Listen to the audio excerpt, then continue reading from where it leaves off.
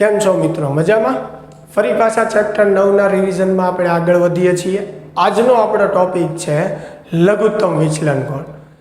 આની પહેલાંના લેક્ચરમાં આપણે પ્રિઝમ વડે થતું વક્રીભવન અને પ્રિઝમ સૂત્ર આપણે ધાર્યું હતું. એ જ ટોપિક જે છે એને આપણે આગળ વધારીએ છીએ. વિચલન કોણ આપણે શીખ્યા હતા ગયા લેક્ચરમાં. હવે લઘુત્તમ વિચલન કોણ એટલે કે આપાત કિરણનું જે નિર્ગમન થાય છે, એટલે કે આપાત કિરણની મૂળ દિશા અને એની નિર્ગમન પામતી દિશા જે છે એની વચ્ચેનો ખૂણો ખૂબ ઓછો હોય, એટલે કે ખૂબ ઓછું વિચલન થાય તો એને લઘુત્તમ વિચલન કોણ જે છે એ કહેવાય. હવે એની માટે જો આપણે પ્રિઝમ માટે ડેલ્ટા વિરુદ્ધ આઈનો, એટલે કે એના વિચલન કોણ વિરુદ્ધ આપાત કોણનો આલેખ જોઈએ તો આપણે જોઈ શકીએ કે શરૂઆતમાં જ્યારે આપાત કોણનું મૂલ્ય ઓછું છે ત્યારે વિચલન વધારે છે. હવે જેમ જેમ આપાત કોણ વધતો જશે એમ વિચલન જે છે એ ઘટે છે. જુઓ તમે, જેમ જેમ આપાત કોણ વધતો જશે એક પોઈન્ટ એવો મળશે તમને કે જ્યારે વિચલન જે છે એ ઓછામાં ઓછું મળે છે, જેને લઘુત્તમ વિચલન કહેવાય. અને લઘુત્તમ વિચલન કોણને આપણે ડેલ્ટાની બદલે ડીએમ વડે દર્શાવશું, બરાબર, અથવા ડેલ્ટા મિનિમમ પણ કહી શકાય. ટેક્સ્ટબુકમાં આપણે ડીએમ કીધેલું છે તો એ પ્રમાણે દર્શાવીએ છીએ. તો અહીંયા આલેખમાં જોઈ શકીએ છીએ કે આ આપાત કોણ માટે ડેલ્ટા જે છે એ લઘુત્તમ મળે છે, એટલે આને કહેવાય લઘુત્તમ વિચલન કોણ. હજી ફરી પાછા જો તમે આઈના મૂલ્ય વધારતા જશો, એટલે કે આપાત કોણ વધારશો તો તમને એ જોવા મળશે કે આ આપાત કોણ માટે ડેલ્ટા જે છે એકવાર પહેલાંય મળી ગયેલો છે, એટલે હવે ડેલ્ટાના મૂલ્યો જે છે એ ફરી પાછા રિપીટ થશે, એટલે ધીમે ધીમે ડેલ્ટા વધશે. હવે લઘુત્તમ વિચલનની વાત કરીએ તો જ્યારે વિચલન કોણ લઘુત્તમ બને છે ત્યારે આપાત કોણ અને નિર્ગમન કોણનું મૂલ્ય જે છે એ કેવું હોય છે? સરખું હોય છે, બરાબર. તો આપણી પાસે જે પ્રિઝમનું સૂત્ર છે ડેલ્ટા પ્લસ એ બરાબર આઈ પ્લસ ઈ. તો આની અંદર આપણે આઈની ઈની જગ્યાએ આઈ મૂકીએ તો આઈ પ્લસ આઈ શું થશે? 2i થશે, બરાબર. તો 2i બરાબર ડેલ્ટાની જગ્યાએ ડીએમ લખીએ પ્લસ એ, તો i ઇઝ ઇક્વલ ટુ હવે થશે ડીએમ પ્લસ એ બાય 2. તો આ ક્યાં શેની માટેનું સૂત્ર છે?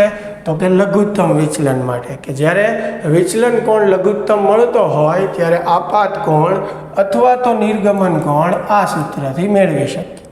અને આ કેસમાં બંને જે વક્રીભૂત કોણો છે એ સમાન હોય છે, જેને આપણે કહીએ આ બંનેનું મૂલ્ય જે છે એ કેવું હોય છે?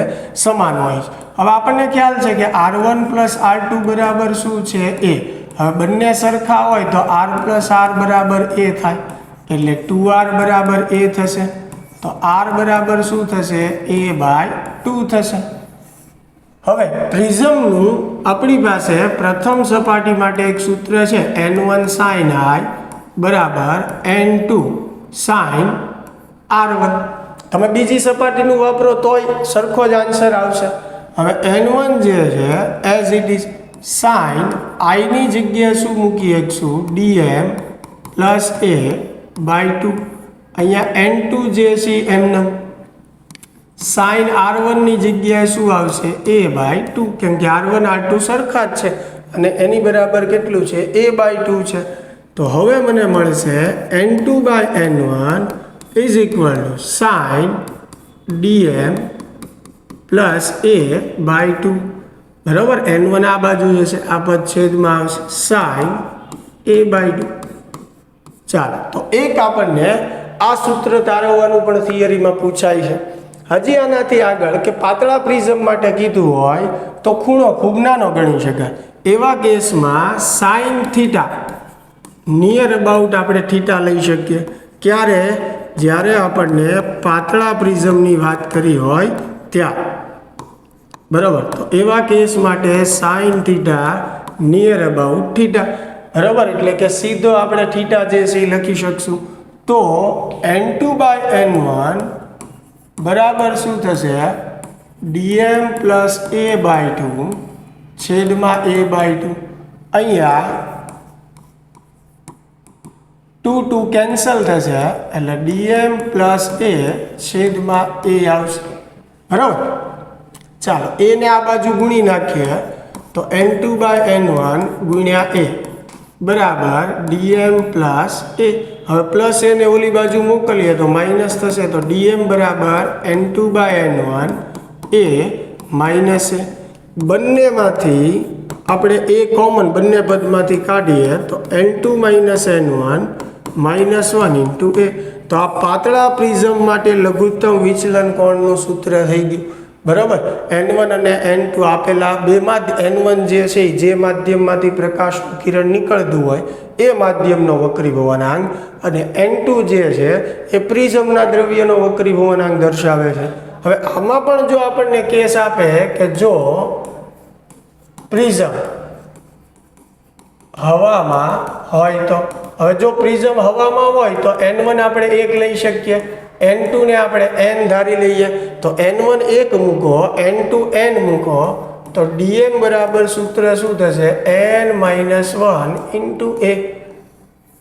તો આવી રીતે સૂત્ર લખી શકાય. એટલે આ સૂત્રો આપણને MCQમાં એમાં પણ કામ લાગી શકે છે. તો પ્રિઝમ માટે આ પણ મિત્રો એક મહત્વની થિયરી હતી. આશા છે કે સાદું રૂપ તમને વ્યવસ્થિત સમજાણું હશે. મળીએ હવે નેક્સ્ટ લેક્ચરમાં.